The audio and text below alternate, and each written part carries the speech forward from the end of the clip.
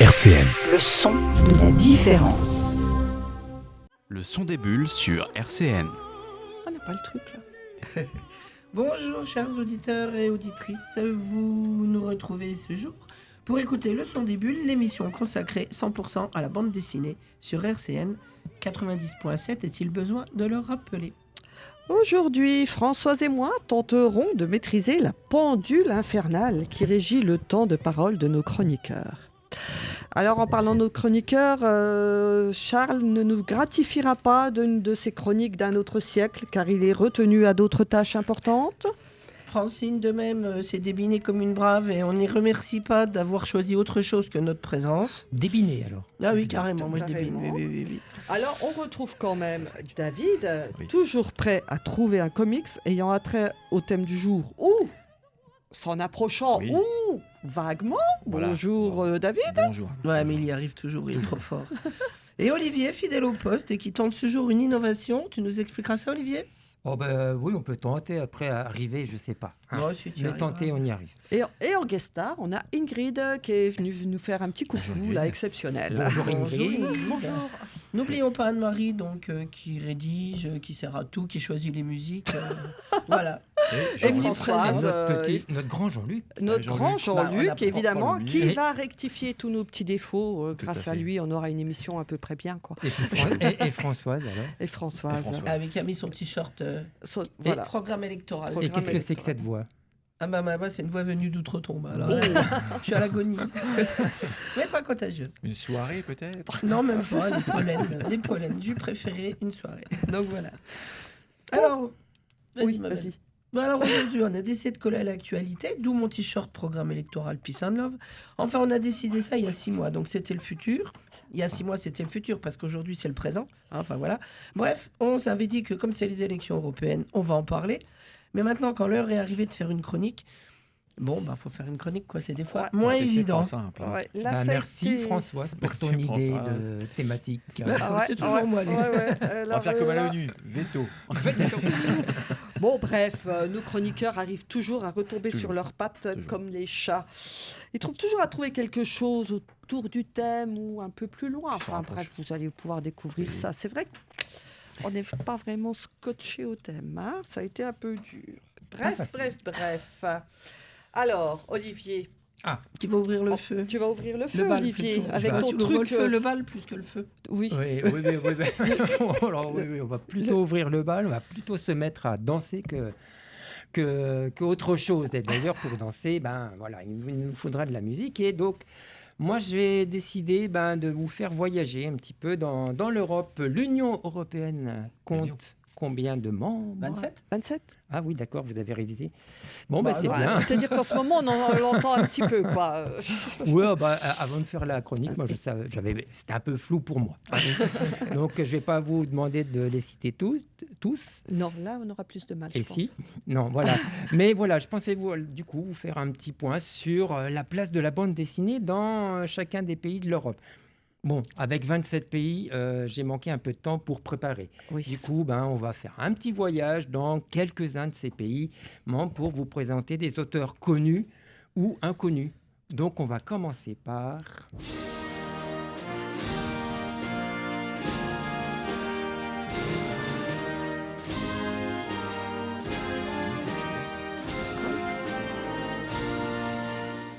Voilà, je Qu'est-ce vois que bien que c'est c'est l'hymne national Oui. de L'Angleterre.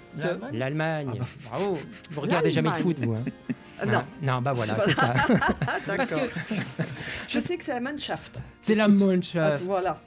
Ouais, parce que si au football, on a l'habitude de dire qu'au final, c'est toujours l'Allemagne qui gagne, Presque. en BD, c'est pas les premiers. Ah bah non. Ah, Ça, je m'attendais pas à eux. Hein. Mais si, Il y en a quoique, en premier, rappelez-vous, Heinrich Christian Wilhelm Busch. Mais Ah, oui, il était allemand, lui. Mais oui, je l'aurais mis l'humoriste suisse, moi. allemand, né en 32, c'est Topfer qui est suisse. Oui, ah bah voilà. Mais Wilhelm Busch, lui, c'est un Allemand et c'est le père de Max und Moritz. Oh, ça, Charles nous en avait parlé. Mais bien sûr, c'est deux chenapans insupportables qui s'amusent à terroriser leur entourage et les notables de leur village. Et comme tu disais Anne-Marie, Charles en a fait une rubrique il y a quelques émissions de cela. faut chercher dans les replays pour les retrouver. Alors moi, du coup, j'ai cherché un peu dans la jeune génération, on ne va pas rester sur le siècle d'avant, et je me suis arrêté sur un auteur qui s'appelle Thomas von Kuhmann, qui est dit Tommy, c'est plus facile, né en 72 en Allemagne. Alors, il a suivi une école de maîtrise allemande pour la mode à Munich, et il est membre depuis 1999 d'un atelier d'illustrateurs munichois qui s'appelle l'Artillerie. De 2005 à 2011, il a travaillé en tant que dessinateur sur la série qui s'appelle La Chronique des Immortels aux éditions Paquet, avec au scénario Benjamin von Eckartsberg. Une histoire adaptée... Tu fais 14 000 points. Arrêtez, je l'ai bien dit, quoi. C'est très bien, Olivier. Il faut que je le dise 2 fois en plus. Alors, une histoire adaptée d'un best-seller du célèbre auteur allemand de littérature fantastique, Wolfgang Holbein, et c'est une histoire qui se passe au temps de l'Inquisition. Mais Tommy, donc Thomas von Kuhmann, est plutôt connu pour sa dernière série jeunesse à succès, un très gros succès. Alors, je ne sais pas si vous êtes littérature jeunesse, mais la série s'appelle Gung Ho. Ça vous dit quelque chose? Gung Ho, c'est une histoire hyper intéressante. Donc, c'est toujours au scénario Benjamin von Eckartsberg. Et là, donc, dans Gung Ho, il s'agit d'une histoire un peu futuriste dans un monde dystopique en Europe. Et l'Europe est devenue une terre de danger. Et dans cette terre-là, l'humanité s'est regroupée en petits groupes pour se défendre contre une énigmatique plaie blanche. Et donc, la société se reconstruit sur les bases de règles importantes pour créer de la sécurité. Mais qui de mieux qu'un ado est destiné à enfreindre les règles? Une bande d'ados. Voilà. Voilà. Honnêtement, moi, pour l'avoir lu, parce que j'aime bien lire un peu la bande dessinée jeunesse, je peux vous assurer que c'est un album très, très tonique et dynamique et vraiment, vraiment intéressant. Alors, la série s'est terminée en 2021 et compte 5 tomes aux éditions Paquet. Et je pense que Thomas von Kuhmann, on entendra encore parler de lui. Mais allez voir la série Gung Ho, c'est très intéressant. C'est vraiment bien fait. T'as pas pu l'apporter avec toi, là, visiblement. Apporter le livre? Oui. Non, parce qu'en fait, j'ai vu beaucoup d'auteurs, mais j'ai pas tous les livres avec moi. D'accord. Ça faisait un peu lourd. Ouais, ça faisait un peu lourd. Voilà, un petit super. deuxième voyage. Oui, vas-y. Ou alors, vous voulez pour tout à l'heure? Tout à l'heure. On va Allez, faire tout à de temps l'heure. en temps des Ok, petites ça marche. intermèdes Oui, comme on fera ça. des petits sauts. Alors maintenant, on va passer à David. David qui va nous parler d'un certain docteur. Doom. Alors, Pourquoi tu es malade? Un affreux. Doom en allemand, ça veut dire fou. Voilà, là, pour l'instant, c'est plutôt l'Amérique, Doom de ténèbres, enfin, toi, terrifiant, fatal, etc. Donc là, je vais effectivement parler d'un personnage donc, de comics. Vous savez que c'est un peu ma marotte. Non. Les comics américains. Et c'est dans les comics américains, souvent, on a tendance à utiliser ou des villes imaginaires ou des pays imaginaires également. Donc chez Marvel, par exemple, on peut citer la Transia dans les films, la Lafteria, par exemple, dont je vais parler avec le Docteur Doom, le Wakanda, j'en avais parlé avec, rappelez-vous, T'Challa et le Black Panther, la Sokovia, etc. Mais aussi dans le franco-belge. On a le pays maudit, par exemple, pour les Schtroumpfs, avec Johann et Pierre-Louis. Là, bon, j'empiète un peu sur Charles, mais la Braslavie, en fait, donc la patrouille des castors, ou alors les autres landes dans Le Roi des Autres, avec Achille Talon en 77. Donc, vous voyez, cette idée de toujours créer des territoires dystopiques, ou du moins imaginaires, est fréquent. Dans les villes américaines, par exemple, c'est aussi souvent le cas dans DC Comics. Vous avez Blue Devils, qui est le repère de Robin, l'allié de Batman, dans le New Jersey. Vous avez bien sûr Gotham City, qui se trouve également dans le New Jersey. Vous avez Metropolis, la ville de Superman, qui se trouve dans le Delaware. Okay. Vous avez Central City, Coast City, etc. Chacune de ces villes est protégée par un de ses héros principaux, que ce soit Green Arrow, etc. Donc on voit bien que cette idée de créer comme ça des petits endroits hors de l'espace, enfin hors du temps en tout cas, mais hors de l'espace connu géographiquement, permet aussi à ces auteurs de parler de sujets un peu plus délicats. Par exemple, vous avez dans certains pays, on va pas citer l'Irak, par exemple, on va dire le Kurak, et envoyer les super-héros dans ces pays-là pour régler des problèmes. Mais on ne cite pas le pays en question parce que ça pourrait peut-être créer des polémiques. En tout cas, de nombreuses BD donc, placent des héros, des personnages dans des pays imaginaires. Ça, je viens de vous le dire. Et on peut prendre comme exemple, donc, notamment, notre ami, le Docteur Doom. voilà, dont je vais parler aujourd'hui. Alors, ce personnage-là, c'est pas un adepte de l'Europe, lui. C'est plutôt un gaillard qui est plutôt au mode tyran, roi, qui oppresse son peuple, etc. Donc, on est vraiment sur toute autre chose. Mais son pays, la Latveria, la Latveria, s'inscrit dans un pays d'Europe centrale, pays de l'Est, un petit peu. Vous voyez, un peu cette place. Donc, D'accord. euh, Avec un verre un peu. c'est le 10 avril 1862, donc dans le 5e volet des Fantastic Four, que le Dr Doom fait son apparition. Alors, j'ai pas le comics d'origine en VO, mais on va dire, j'ai quelques comics qui vous montrent là l'apparition régulière dans les albums des Fantastic Four. Donc les fameux Fantastiques, c'est l'ennemi récurrent. C'est l'ennemi que Jack Kirby et Stan Lee ont créé spécifiquement pour... et on le voit souvent, c'est-à-dire qu'il est fréquemment sur les couvertures. Encore le Dr Doom, toujours le Dr Doom. Bref, il y a même une époque où il était fréquemment présent. Ils ont fait un troll une fois où dire le Dr Doom n'est pas dans cette bande dessinée. Parce qu'il est réglement. Donc le 10 avril, le fameux Dr Doom fait son apparition. Stanley Chloé en fait un personnage un petit peu qui est un peu comme la mort. Vous savez, ils ont pris le personnage encapé comme ça avec un masque qui est très, très mortuaire. Oui, on voit à peine le visage. Ils se sont inspirés de l'iconographie de la mort en fait, pour en faire un personnage maléfique. Alors, bien sûr, il a affronté tout un tas de héros, les Avengers, un grand nombre de héros Marvel, Spider-Man, Daredevil, Nick Fury. Le statut de roi de ce vilain le place en dehors du droit international, parce qu'il a un pays, on ne peut pas l'arrêter. Enfin bref, il a tous les avantages pour faire le mal comme il veut. Comme certains qu'on connaît, non ? Peut-être bien. Alors, je ne vais pas en dire immédiatement des trucs. Le Dr Doom est malgré tout un leader respecté et craint par son peuple, même si le reste du monde le considère comme un tyran. Pourtant, la nation de Latverie n'a jamais été aussi sûre et prospère. On peut peut-être voir chez les habitants un syndrome de Stockholm. Quand même. Les pays voisins ont même peur de s'interposer, de peur de créer un incident diplomatique. Mais qui est le Dr Doom ? Qui est-il ? Personnage iconique et au cœur de nombreuses histoires très riches et d'arcs légendaires des comics Marvel. L'adaptation au cinéma ne rend pas encore honneur à sa complexité. C'est un personnage qui est vraiment très complexe à l'heure d'aujourd'hui dans les comics tels que moi je les lis. On peut retrouver des origines de Victor Von Doom dans le Book of Doom de Brubaker et Raimondi. Il a carrément créé son origine. Enfin, c'est Stanley qui l'a créé, mais il l'a remis un petit peu à jour. Victor est né dans un clan Tzigane d'Europe centrale, les Zéphiro, installé dans ce pays fictif, dans l'Aftérie. Il n'a pas connu sa mère, une résistante au pouvoir du roi en place, Vladimir. Allez, qui terrorisait les Tziganes. Cynthia, la mère de Victor, est une sorcière. Elle cherche un avenir pour son fils et son peuple. Elle vient à passer un pacte avec Méphisto, une créature des enfers. Il augmente son pouvoir, bien sûr, mais malheureusement, dans sa déferlante de pouvoir, elle tue des innocents et elle est un petit peu bannie par son peuple. Et elle est malheureusement tuée dans les altercations qu'elle a avec le roi Vladimir. Les Tziganes sont à nouveau pourchassés, et le roi en veut vraiment à ces Tziganes. Il les aime pas du tout. Il fait mander le père, Werner, de Victor von Fatalis, pour soigner la reine en place, qui est très malade. Bien sûr, Werner, qui est un grand soigneur, voit qu'il ne peut absolument rien faire pour sauver cette reine. Et là encore, le Vladimir, il l'accuse, tu n'as pas pu la sauver. Eh ben, je t'accuse de l'avoir tuée. Alors, il fuit dans la neige, en pleine nuit, avec son fils Victor. Donc imagine, il perd sa mère. Et bientôt là, il perd son père. Il perd son père. Son père meurt. Donc il a envie d'une énorme vengeance. Il a envie de se venger de ce Vladimir.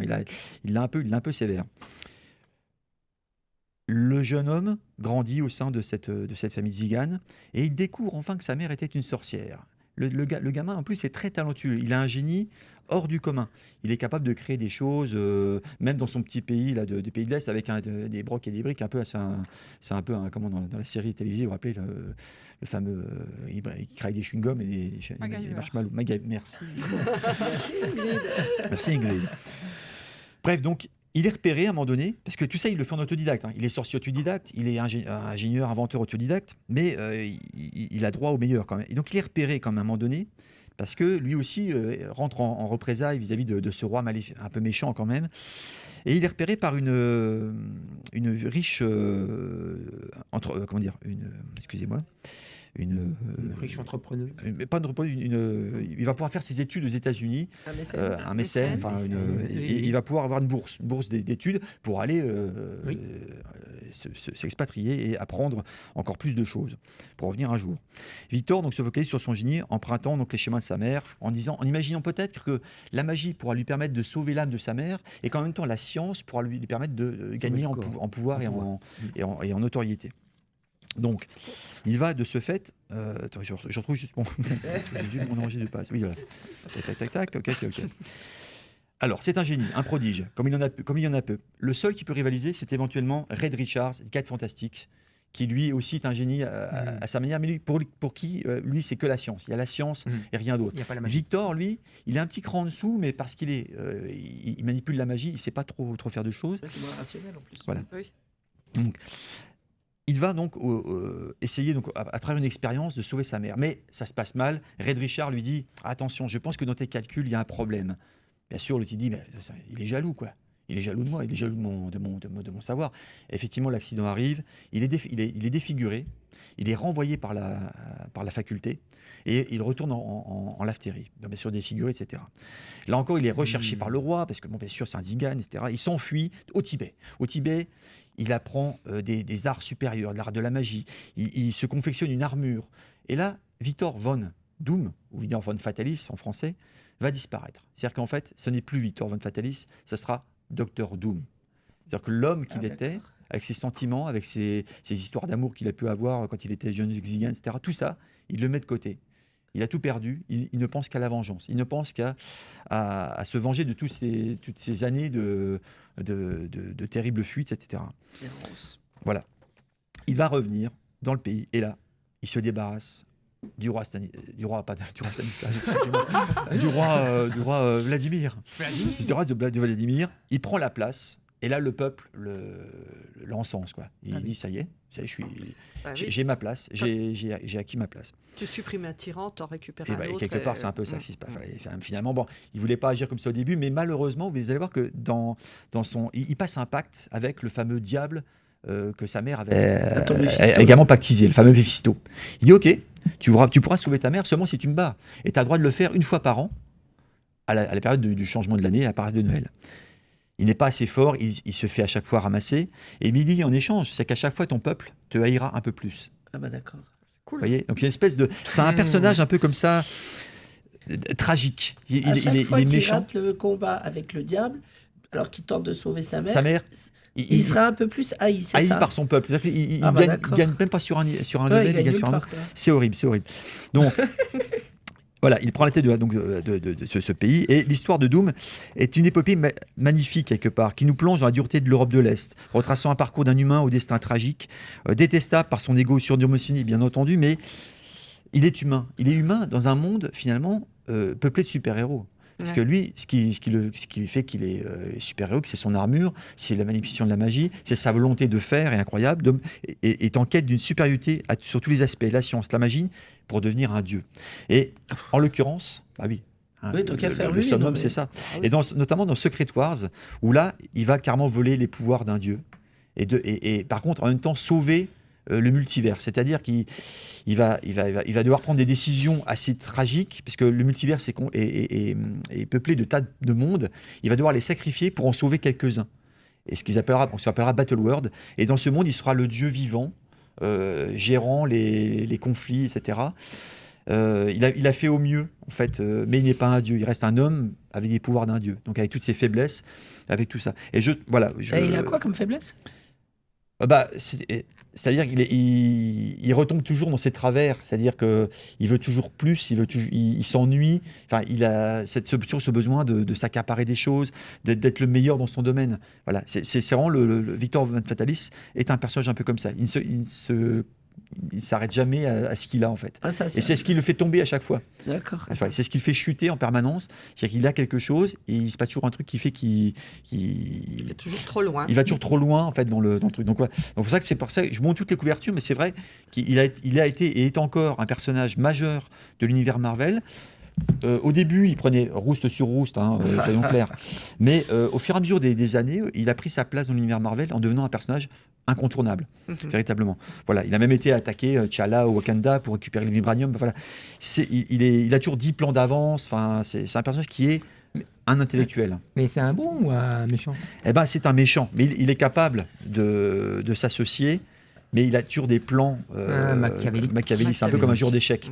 Il est toujours à 4, 5, 6 coups à l'avance. Ouais. Ah oui, il n'a pas que des projets sympathiques. Alors, Pas toujours des projets sympathiques. On a l'impression qu'il est sympathique de temps en temps. Oui, Et, parce que... et il va se retourner, il va vous larguer comme une grosse chaussette et pour atteindre ses objectifs propres. Donc voilà, c'est un personnage Parce qu'à la base, il a un bon fond, quoi. C'est tragique parce qu'il a perdu sa mère, il a perdu son père, il a perdu son amour de jeunesse, il a dû fuir toute sa vie. Il a essayé de faire que son peuple aille mieux, mais il s'y prend mal. Enfin, et avec ce pacte, bien sûr, qui le fait perdre chaque nouvel an, son peuple le haït en plus. Donc, c'est un personnage tragique. Mais moi, je l'adore. Enfin, parce qu'il a une histoire. Il a une histoire très complexe. Ouais, très, très complexe. Elle est assez belle, cette histoire. Il n'est pas blanc ou noir, quoi. Effectivement, c'est agréable dans ce que tu dépeins. Oui, c'est ça. Les gens ne sont pas toujours tout bons ou tout mauvais. C'est ça. Non, mais celui-là, victime du destin, puis en même temps de ses choix. Voilà. Ça donne envie de creuser, d'aller voir. Oui. Voilà. Ah oui. Bon, maintenant, je pense qu'on va passer à la deuxième étape européenne d'Olivier. Merci, Tu nous David. fais qu'on Merci, continue David. le voyage en Europe. Allez, continuons. On va pas aller bien loin, on va aller... C'est l'Angleterre. C'est l'Angleterre. C'est le Royaume-Uni. Ah non L'île de la j'ai Hollande. cru que c'était- L'Italie, l'Autriche, la Suisse. C'est l'île de l'Aftérie. J'étais là, pareil. Moi, au début, j'ai cru que c'était l'Angleterre. Alors, mais tu non. l'as dit... c'est vrai que ça ressemble un peu à l'Angleterre. Le premier, Oui, il y avait le Ouais, démarrage. La lançage. Mais Ouais. c'est l'Autriche. L'Autriche, on n'est pas très loin de l'Allemagne. Österreich. Et l'Autriche, alors, je ne sais pas à quoi ça vous fait penser, vous, l'Autriche. Moi, ça me fait penser à Sissi, l'impératrice. Oui, c'était un peu... Ouais. Les valses de Vienne, oui. Mozart. Mozart aussi. Les Nouvel An. Les croissants. La viennoiserie. La viennoiserie. Ah, bah oui, quand même. Le café Le liégeois. café viennois. Viennois, Oh, ouais. oui, c'est Ouais. bien ça. C'est le Et gourmand. donc, par contre, alors, en bande dessinée, moi, j'ai pas trouvé grand-chose tout de suite en tête, là. BD autrichienne. Alors, j'ai quand même cherché sur Internet, forcément, et je suis tombé sur un auteur qui s'appelle Nicolas Mahler. Alors, Nicolas Mahler, lui, il est né en 69 à Vienne. Donc, il n'est pas très vieux, puisqu'il est à peu près mon âge. Et il réalise des illustrations et des bandes dessinées pour des journaux et magazines allemands, autrichiens, suisses, canadiens et américains. Il a publié son premier album aux éditions L'Association. Ah oui, Oui, connais. en 99, Ouais, avec une histoire qui s'appelle TNT, qui est parue aux collections Pattes de Mouche. Collections Pattes de Mouche, ce sont des petits livrets comme ça de quelques pages, pas un petit format. Et donc, cette première histoire, TNT, en 99, s'intéressait au monde de la boxe. Et c'est un auteur qui a une bibliographie assez importante, puisque sa dernière parution était en mars 2024, avec un album qui s'appelle Complètement Kafka, toujours aux éditions de l'Association. Un album dans lequel donc Nicolas Mahler s'attaque avec humour et irrévérence à la vie et à l'œuvre de Kafka. Alors, je cite un extrait de sa bio, parce que je n'ai pas été voir tout complètement dedans. Mais voilà, le style et les décors de Nicolas Mahler sont minimalistes. Ses personnages à long nez sont raides et son humour terriblement efficace. Il met en lumière des situations ubuesques, des personnages de losers et il explore tous les genres autobiographiques, adaptations, strip, western, sport, comique, etc. Donc voilà, comme je disais tout à l'heure, sa bibliographie est très, très riche. Et comme moi, tout ce qui se passe au niveau des éditions de l'association, voilà, je vous montre le Complètement Kafka. Tout ce qui se passe dans les... on est vraiment dans les éditions de l'association. Et on mettra sur la page. On le mettra sur le Facebook. Mais ça donne envie d'aller creuser un petit peu. C'est toujours des choses plaisantes. Et donc, voilà, Nicolas Mahler. Donc, moi, je vais regarder un petit peu plus précisément son œuvre, son travail. Et je pense qu'avec Nicolas Mahler, j'aurai beaucoup de bonheur. Je cherchais en Autriche. En Autriche, il y avait aussi... J'arrive pas à retrouver le nom de la compagne de William Ogel. Ah, oui. Eh bien, on va chercher. Il faut chercher. Mais du coup, musicale. c'est une grande autrice de BD qui est venue à Ville et BD, qui a fait toute une année de travail au Canada. J'ai que son nom en tête, mais il ne revient pas. Peut-être qu'il On va reviendra retrouver. il reviendra plus tard. Et puis Voilà, moi, j'aime voilà. bien les BD de Loser. Ah oui. Il y oui, avait oui. dans Pilote dans le temps, il y avait un héros, il avait une page par numéro. Ah ouais. Il mourait à la fin de chaque épisode. à chaque fois, il mourait. C'était à mourir de rire, du coup. Il mourait à chaque fois. Eh ben, dis donc. Bon, en attendant, sur ces joyeusetés, nous allons nous mettre un petit peu de musique. Oui, Et et- là, on va être en lien avec le thème, c'est Europe. Le son des bulles sur RCN. Ouf, il faut fait qu'on du reprenne bien. notre souffle après ça. Hein. Parce que c'est nous qui avons chanté, hein, quand C'est même. ça. Hein. Ah oui, oui. Ouais. Avec une voix très haute. Et fait la musique. Et fait la musique et tout, et tout, et tout. On va parler Bien, guinguette. alors revenons à nos moutons. Peut-être ou pas, Françoise, tu nous as trouvé quoi chez Monsieur de La Fontaine? Ah bah chez Monsieur de La Fontaine. Bah moi je cherchais critique des hommes politiques en BD. C'était un petit peu mathématique. Et je suis tombée, alors tout à l'heure on trouvait que Charles il datait un peu avec ses BD du siècle dernier. Moi je vais carrément monter au XVIIe siècle avec les Fables de La Fontaine. Fables de La Fontaine qui ont été remises en album, mais par Sébastien, alors je me souviens jamais si c'est Sébastien Lumineau. Un espèce de fou furieux qui fait plein de trucs pas possibles. Moi, je connaissais pas, mais je connais pas grand-chose en BD. Et voilà, qui avait comme pseudo Imus au départ, et puis finalement qui publiait qui publiait chez les Requins Marteaux, maison d'édition de BD alternative, position indépendante underground, qui fait des productions de films, festivals et expos. Donc déjà au départ, la maison d'édition, ça me plaisait bien. En plus, ils ont une collection, excusez-moi, une collection BDQ dans laquelle Lumineau a écrit. Donc c'est un petit peu, oui, non, mais je le dirai plus jamais, je vous promets. Donc un peu subversif, un petit peu transgressif. Voilà, c'est quand même une maison d'édition qui a eu 30 ans en 2021. Moi, je connaissais son nom, mais je ne savais pas trop ce qu'il faisait. Donc voilà, c'est à creuser, c'est une activité marginale pour moi et inconnue. Voilà, et donc les éditions Requin Marteau qui ont quand même été primées à Angoulême pour le prix de l'audace. Donc ça veut dire quand même qu'ils transgressent un petit peu. Et alors, le camarade de Lumineau, là, il a quitté son pseudo en 2005 pour devenir Sébastien Lumineau. Il a quitté Imus avec un recueil plus qu'une BD qui s'appelle Une Vingtaine, qui est un pot pourri de toutes ses productions. Alors moi, ça m'a bien fait plaisir qu'ils reprennent La Fontaine. Parce que La Fontaine, on l'étudie à l'école, la cigale et la fourmi, si jamais tu travailles pas, tu mangeras pas, danser maintenant, enfin c'est toujours un peu pompeux par les fables choisies, alors que le bon La Fontaine, il a critiqué le pouvoir, il était en danger, il a écrit des fables licencieuses, érotiques, voilà, c'est pas trop connu, mais en attendant, il a fait des trucs pas possibles. Et dans cette bande dessinée, justement, c'est une petite bande dessinée, et la force de Lumineau, c'est d'avoir repris des fables de La Fontaine, les plus politiques, quoi, je vais en dire quelques mots sur quelques-unes, mais de les mettre en personnage humain. Donc on n'était plus cette reprise d'Ésope qu'on lui a dit, les grenouilles, le héron, le renard et tout ça, mais il a tout mis en humain. Donc les humains, ils sont fabuleux parce que, comme on est dans du pouvoir politique, c'est de la grosse caricature, c'est tout des quadras quinquas avec des cravates, des lunettes à écailles, ou alors... pardon. Voilà, je suis un peu enrhumé. Le rhume. Oui, j'ai pas le rhume, là. Je vais mourir à la fin de ma chronique. Adieu, c'est mon chant du cygne. Donc voilà, il garde le texte intégral pendant toute sa BD, mais il met justement des humains. Ça donne un air contemporain et actuel, complètement différent des fables de La Fontaine que ça disait. Tel que c'est quand même du XVIIe siècle. Alors il met effectivement en scène les plus politiques. La Fontaine, je disais, c'est donc pas ce moralisateur qu'on avait. Il y en a un autre qui avait bien réussi à refaire les fables de La Fontaine, c'était Gottlieb quand même, dans ses Dingo d'Osseo, je sais plus lequel, où il faisait avec des dessins complètement absurdes les fables de La Fontaine, toujours dans le texte d'origine. Hein, voilà, ça c'est... Voilà. Et grâce à cet ouvrage, on retrouve l'aspect cynique et violent de notre monde, au travers des fables de La Fontaine du XVIIe siècle, j'arrête pas de le dire.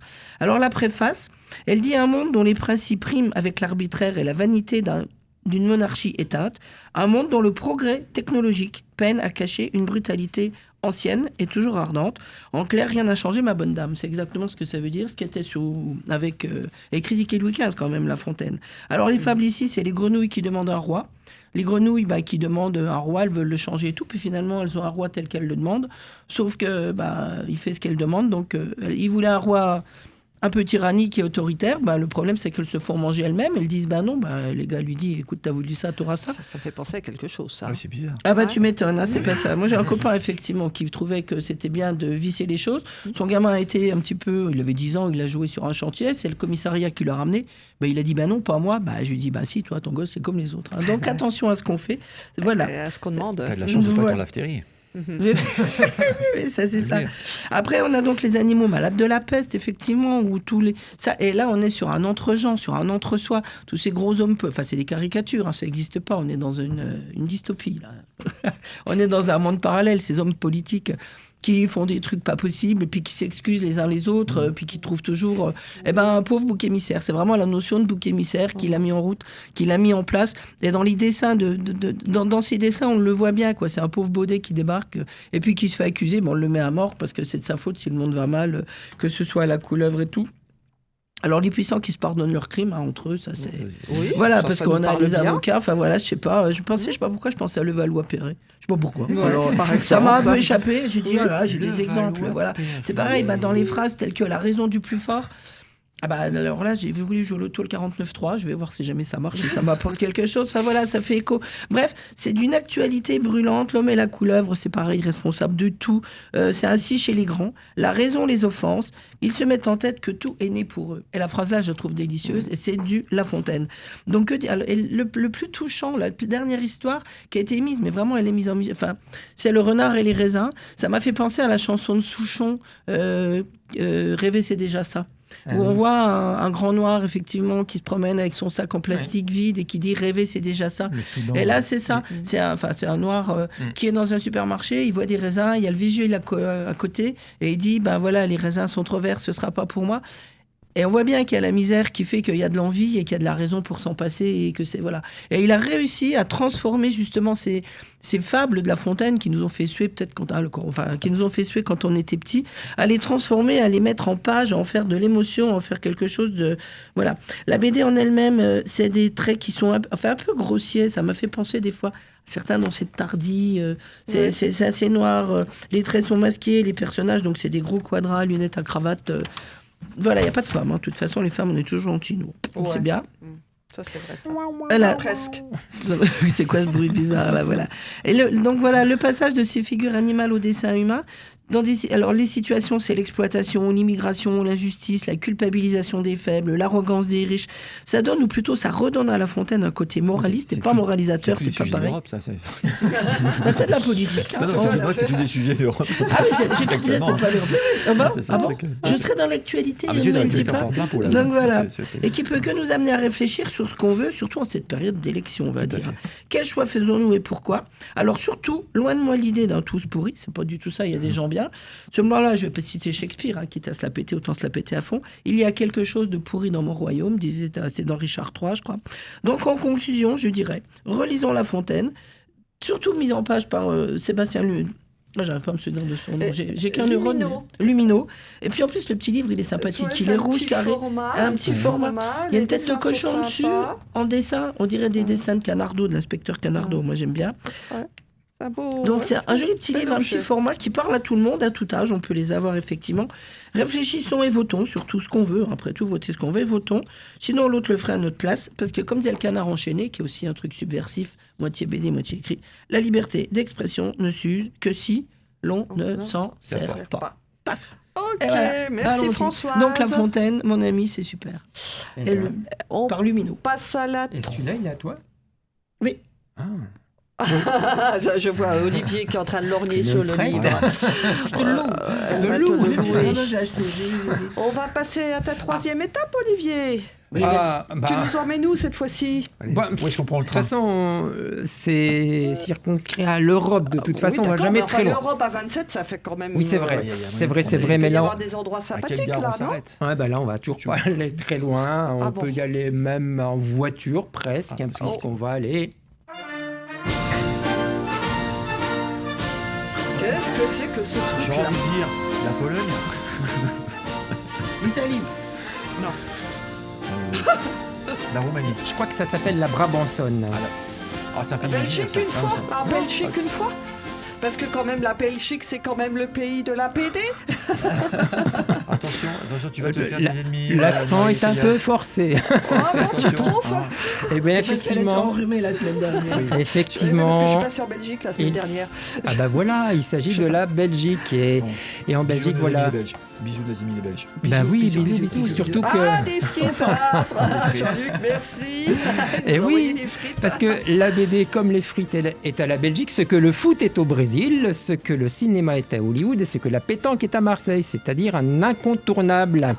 Et c'est pas pour rien que le principal courant artistique de ce secteur, la bande dessinée, s'appelle le franco-belge.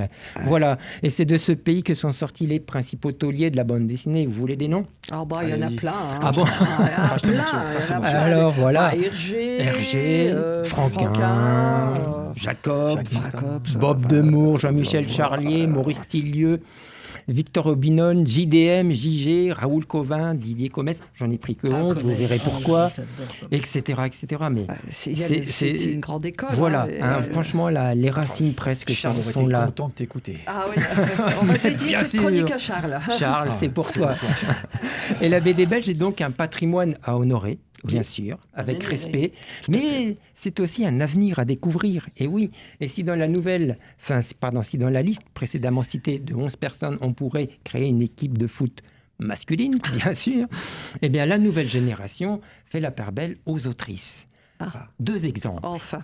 À commencer par Aveline Stockhart. C'est une toute jeune dessinatrice. En 2021, toujours dans la bande dessinée jeunesse, elle illustre la série Les L aux éditions Le Lombard avec Kit Toussaint au scénario. Alors c'est une série de 3 Comment tomes. ça s'écrit, elle?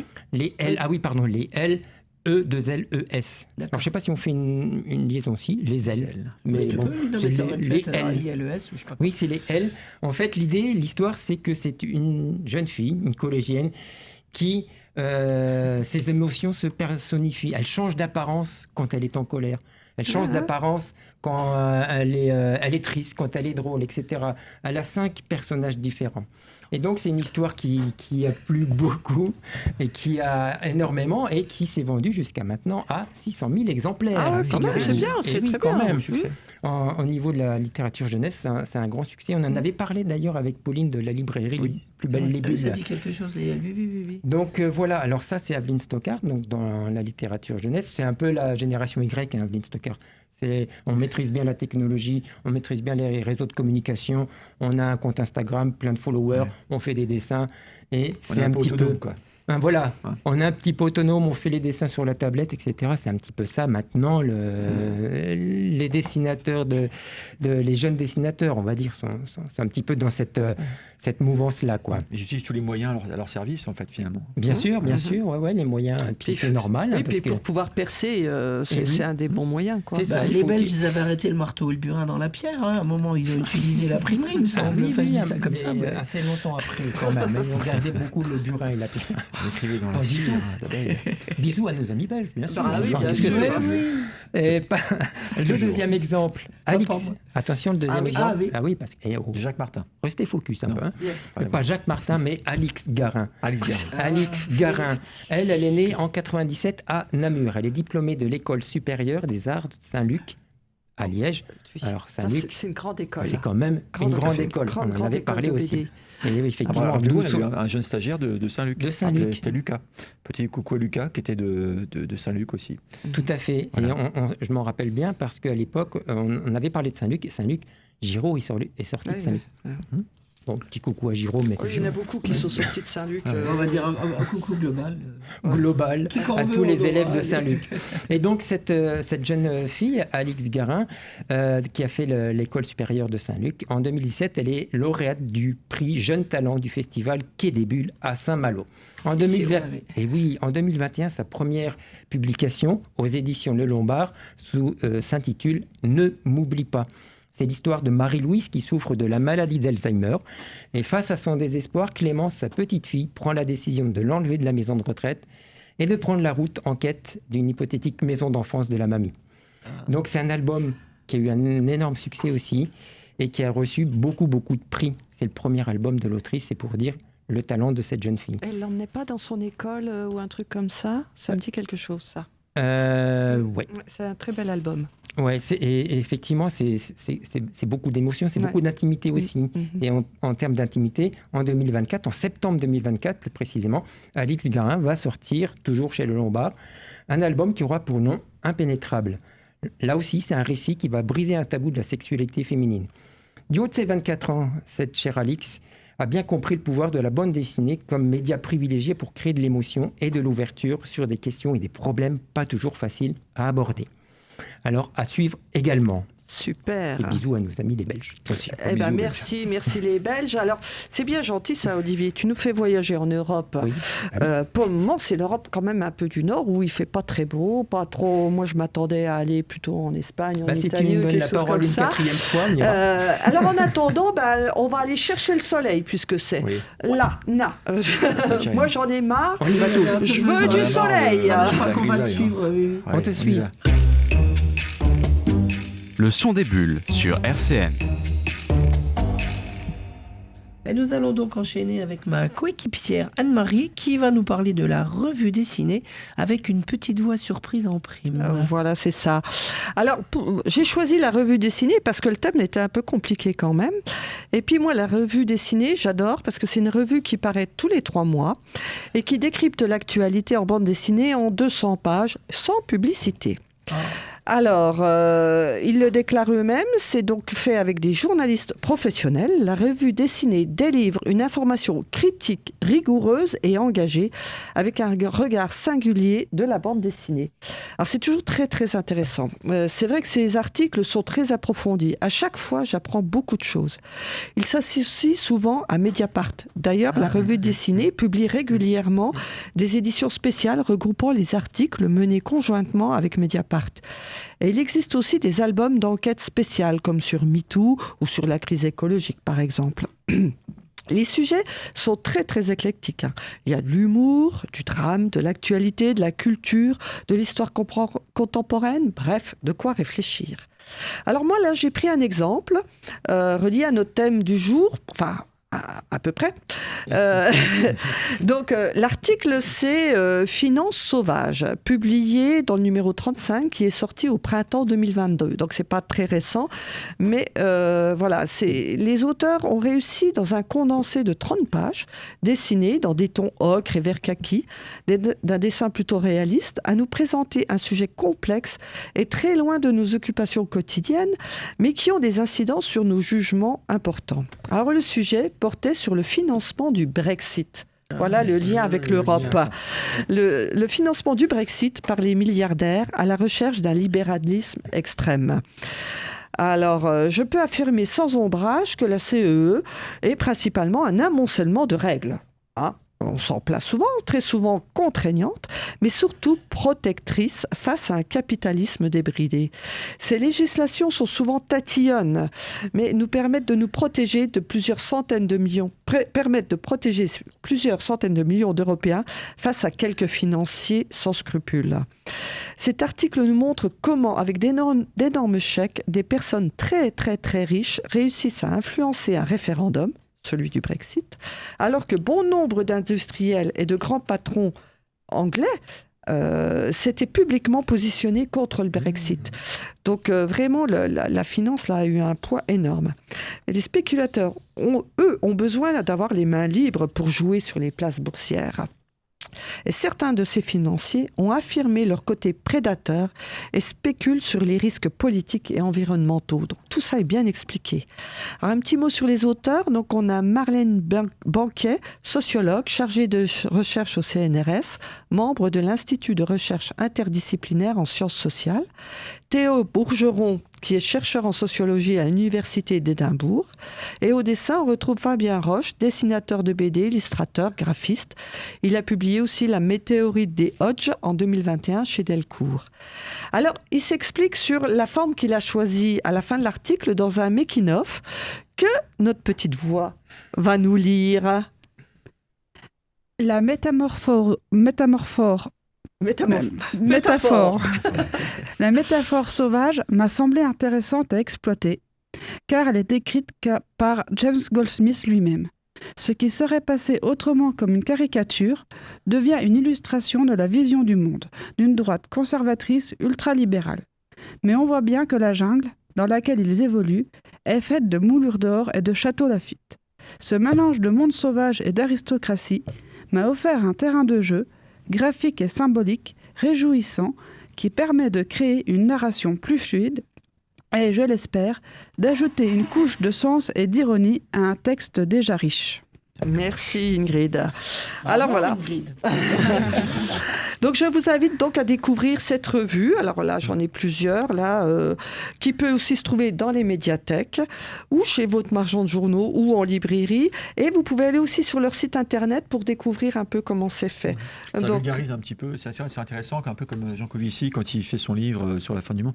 Il y a ce côté, un spécialiste, un professionnel ou un professeur dans un domaine précis qui est accompagné d'un dessinateur. Voilà. Et ça donne toujours, je trouve, des choses assez pertinentes et vachement intéressantes. En termes oui, de, et en termes de puis dessin. je trouve que ça éclaire bien, quoi, parce Ouais. que si on n'est pas pointu dans le sujet, C'est ça. eh ben, c'est pas très long à lire, c'est pas compliqué, et on arrive à aborder des thèmes. Parce que c'est difficiles. documenté, c'est chiffré, Ah bah, c'est c'est- pas uniquement une Mediapart, c'est profession super, de foi en voilà, disant quoi. oui, il y en a qui. Non, C'est non. vraiment, voilà, c'est Oui, qui c'est sont des avec études super Mediapart, pointues, c'est hein. ça. Voilà, Voilà. Mediapart, ils font pas Ah bah tu, côté. tu me... Très chouette. Moi, j'en ai quelques-uns à la maison. Elle est bien cette émission parce qu'on s'échange les bouquins à la fin, faut qu'on vous le dise. Et c'est vrai qu'il ne faudrait pas prendre ce magazine-là pour un magazine enfantin. Ah non, Comme pas des du tout. fois, Oui, on oui. pourrait le prendre en le voyant en rayon. Non, c'est vraiment des enquêtes très, très fouillées, très documentées. Et- Très chouette. Et très sérieuse. Ah oui, oui. Voilà, voilà. Ah, moi, je Bon. connaissais pas du tout. On va revenir sur du plus léger, Olivier. Tu nous fais ta 4e partie. Bon, allez, Allez, go. vite fait, un petit Le voyage. Luc un voyage. du casque, tu as vu comment il en Vous fait voulez, ça vous voulez du soleil? Oui, ah oui. Ben, allons-y. Espagne. Facile. L'Espagne, Bah, en il a même le temps, De l'autre côté des Pyrénées. Alors l'Espagne. Oh là Ah oui. Oh là, Oh là, l'Espagne. qu'est-ce que t'as? Et oui, vous vouliez un peu de soleil, un peu de chaleur, oui, on en a envie. Hein. Ouais. Un Donc petit 50 l'Espagne est dans l'Espagne. Où il y en a plein aussi des Il y en a automnes. plein. Il y en a Oui, plein. il y a des bons.